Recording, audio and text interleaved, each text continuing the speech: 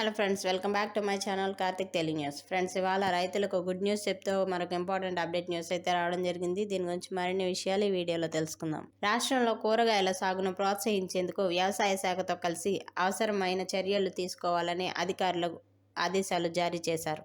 ఇందుకు అవసరమైన విత్తనాలను సబ్సిడీపై అందించేందుకు ప్రభుత్వం సిద్ధంగా ఉందని స్పష్టం చేశారు. ముఖ్యంగా ప్రభుత్వ పాఠశాలల్లో విద్యార్థులకు బ్రేక్ఫాస్ట్, మధ్యాహ్న భోజనాన్ని అందించేందుకు కొత్తగా నిర్మిస్తున్న సెంట్రలైజ్డ్ కిచెన్ పరిసర ప్రాంతాల్లో ఎక్కువ దృష్టి పెట్టాలన్నారు. ఆర్గానిక్ పద్ధతిలో కూరగాయలు, ఇతర పంటలను సాగు చేసేలా రైతులకు అవగాహన కల్పించాలని వెల్లడించారు. రైతులు పండించిన పంటలను నేరుగా కొనుగోలు చేసేలా చర్యలు తీసుకుంటున్నారు. వ్యవసాయ శాఖ నుంచి ఎక్స్టెన్షన్ అధికారులను నియమించి సంబంధిత విభాగాల్లో రైతులకు అవగాహన కల్పించాలన్నారు. గురువారం ఎంసీఆర్ హెచ్ఆర్డీలోని బోధి పెవిలియన్లో అధికారులతో సీఎం రేవంత్ రెడ్డి సమావేశమయ్యారు.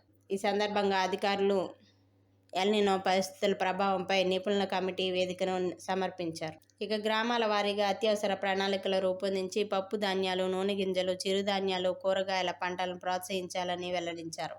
75% సబ్సిడీతో ఈ పంటలకు సంబంధించిన విత్తనాలను అందించాలని, ప్రత్యామ్నాయ పంటలకు కొత్త రుణాలు మంజూరు చేయాలని కమిటీ సూచించింది.